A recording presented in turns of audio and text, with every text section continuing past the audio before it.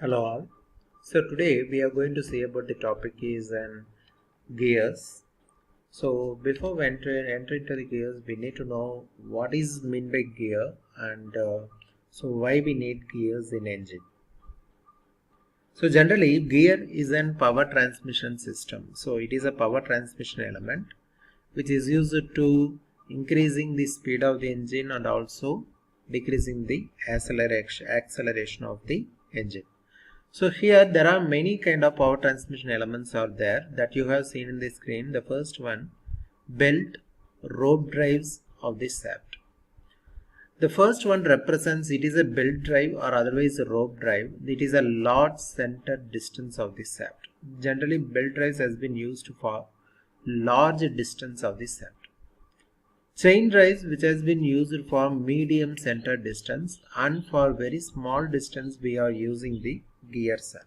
So that is what's shown in this lecture.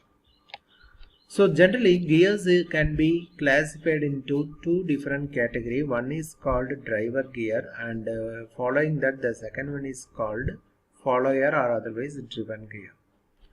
So both the axis of the gears, the center of the gravity which has been meeting at the same line which you have seen in this screen. The first one, it is a driver gear and it is a driven gear. Okay. So when the gear starts rotating in clockwise direction, the follower gear will starts rotating in anti-clockwise direction. So in order to represent the terminology of the gears, we can use the word called pitch circle diameter or otherwise pitch circle of the gear.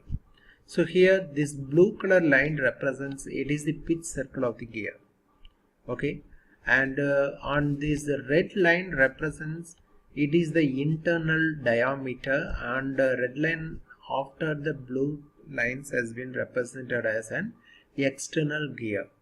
Okay, so when the gears make a rotation, both gears will produce the tangential force. That tangential force formula which has been shown in this one, that is F is equal to mu of R power n. F represents it is the tangential force, mu represents it is the coefficient of friction, R of n represents it is the normal reaction. So when the gears getting engaged, what happens? It can produce that normal reaction, and because of the meshing of the teeth, it can produce as the friction. That is what here the formula has been written as an F is equal to mu into R of n. Okay, so where the tangential force exceeds the frictional resistance and there is a possibility of slipping between the two wheels. That is what these images has been shown. The friction has been depend on whether the power transmission has been executed in a good manner, okay, in a reasonable way, so without any losses. In order for making a calculation, we need to write down the formula. This F is equal to mu into R of n. Okay, and following that we just need to know what are the advantages of this gear drive, and at the same time what are the disadvantages of the gear drive. So generally there are many advantages that we get by using the gears. The first one, it can transmit the exact velocity ratio. Whatever the rotation made by the first gear or driver gear, the same amount of velocity which has been delivered to the other gear, that is what do you call that driven shaft. So because of that, it can produce that same velocity ratio which has been produced in that driver gear to driven gear. That is the point number one. And point number two, it may be used to transmit large power.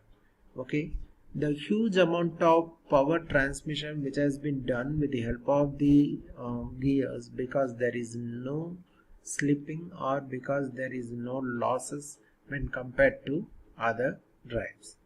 And third one, it is having a high efficiency and also it is a reliable in service, but at the same time it is a compact layout.